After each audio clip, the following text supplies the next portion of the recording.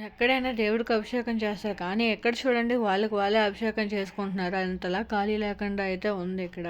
రాజస్థాన్‌లోని శివరాత్రి అంటే చాలా ఘనంగా జరుపుకుంటారు. ఇక్కడ అందరూ కూడా శివుడిని బాగా పూజిస్తారు. ఇక్కడైతే ఒక జాతర జరుగుతుంది. శివుడు ఆజ్ఞ లేనిదే చీమైనా కుట్టదంటారు కదా!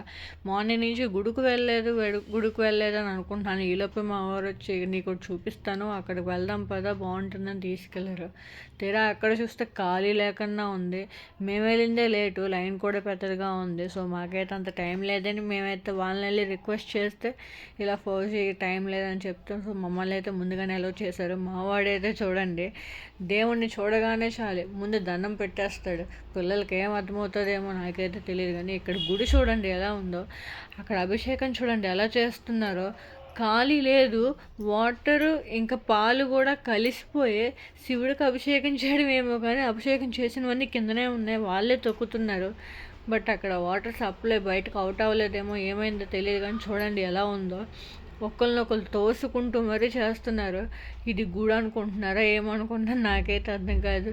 భక్తి ఉండొచ్చు కానీ ఒకరినొకరు తన్నుకునేంత కాదు. మీరు నా ఛానల్ ఫస్ట్ టైం చూస్తే సబ్స్క్రైబ్ చేసుకోండి. Thank you.